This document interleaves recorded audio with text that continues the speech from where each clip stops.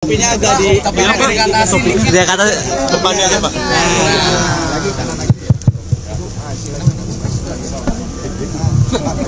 Oke. Ya. Jadi pagi hari ini di Pengalengan, ini tempat yang merupakan dataran tinggi. Tadi kita lihat catatannya sekitar 1.500 meter di atas permukaan laut. Tadi kami ikut sama-sama dengan para petani di sini untuk panen kol. Alhamdulillah hari-hari ini harganya sedang baik ya, betul ya Pak ya? Insya Allah bisa terjaga terus. Lalu kita ngobrol dengan para petani, apa yang menjadi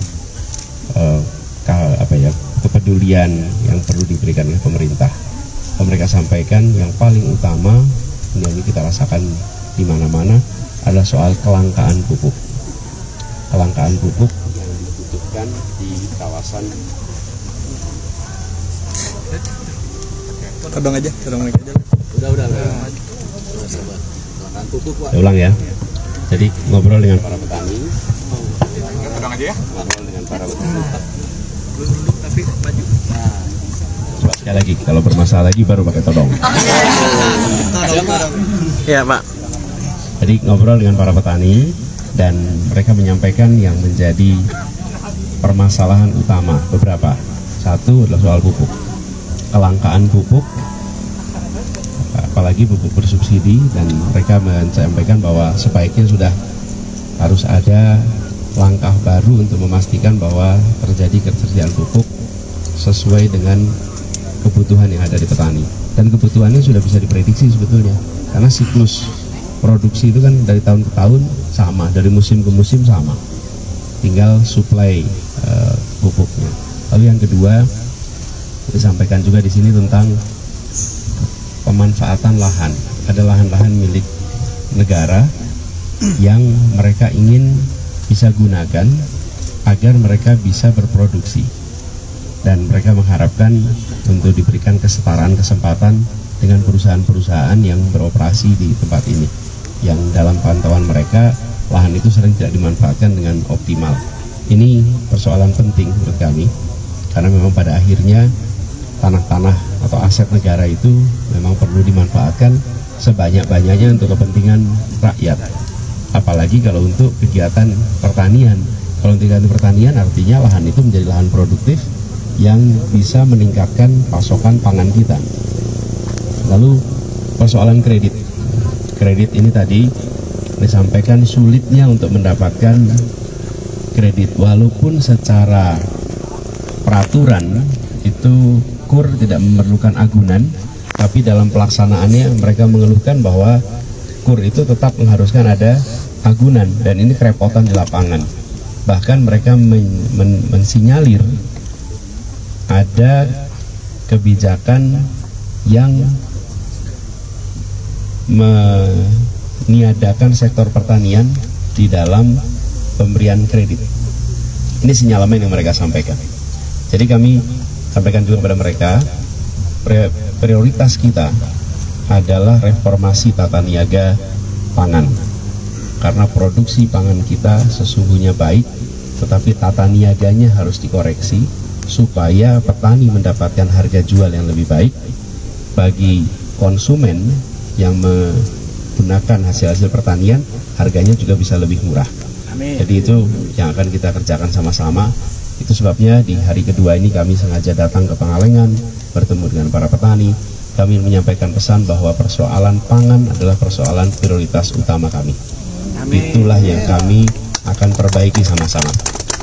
Itu yang kami akan buat reform, sehingga harapannya nanti petani-petani bisa mendapatkan pendapatan yang lebih tinggi, tapi juga keluarga-keluarga yang mengkonsumsi dapat harga yang lebih terjangkau.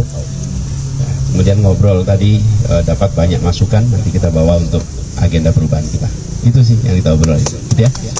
Pak Anies kan selama ini kan selalu kontra dengan food estate dan mengedepankan pertanian kontrak. Nah, mungkin Pak Anies bisa menjelaskan itu secara implementasinya di depan petani-petani juga itu sebenarnya program itu seperti apa? Jadi yang disebut sebagai pertanian kontrak itu di mana mereka tetap berusaha di wilayah mereka, dan pemerintah justru melakukan intensifikasi atas aktivitas pertanian. Jadi sentra-sentra pertanian yang sekarang ada itu dijadikan sebagai mitra. Bisa BUMD, bisa BUMN, bisa swasta, tapi pemerintah menyiapkan regulasinya sehingga memungkinkan produk pertanian mereka itu langsung bisa diambil oleh masyarakat yang membutuhkan lewat badan-badan usaha itu. Kami melihat cara seperti itu akan lebih adil, karena mereka yang selama ini berpuluh-puluh tahun memang memproduksi pertanian.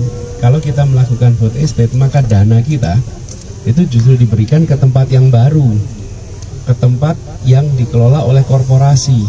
Padahal dana yang sama itu kalau diberikan untuk kontrak farming, maka yang menerima adalah rakyat yang selama ini bekerja senyatanya memproduksi.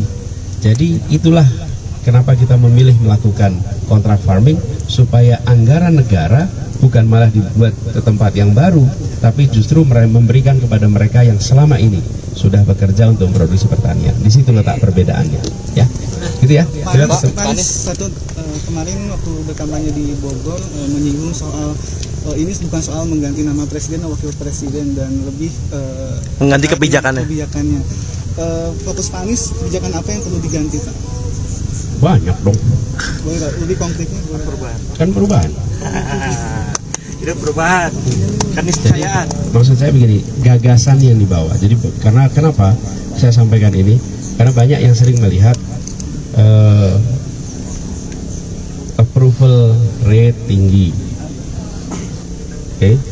Memang ini bukan soal approval rate, tapi tanya kondisi masyarakat, bagaimana dengan harga pangan, bagaimana lapangan pekerjaan, bagaimana dengan biaya hidup. Dan jawabannya bisa dikatakan hampir semua mengatakan situasinya sulit. Nah, kebijakan-kebijakan itulah yang akan diubah, terkait dengan tata niaga, pangan, terkait dengan investasi di sektor-sektor yang menyerap tenaga kerja. Investasi kita didorong tinggi, tapi di sektor yang tidak menyerap tenaga kerja. Nah, kita mau ubah, investasinya didorong di sektor yang menyerap tenaga kerja. Jadi perubahannya seperti itu pada kebijakan-kebijakan. Karena kalau yang menjadi presiden wakil presiden memang sudah ada periodenya, tapi kebijakannya yang akan kita lakukan perubahan, gitu ya. Pak, yuk kita satu lagi berikutnya aja, bagi deh. Nggak usah dihabisin sekarang. Tadi untuk buruh tani, Pak. Masih ada berapa? Untuk buruh tani kan tadi disebutkan kebanyakan untuk petani nih. Untuk buruh tani sendiri programnya seperti apa nih? Ya, ini salah satunya begini. Kalau pendapatan meningkat, otomatis para buruh tani bisa mendapatkan lebih tinggi lagi. Oke. Nah, selama harganya masih rendah, ya mereka akan sangat sulit untuk bisa berubah, ya. Oke, cukup.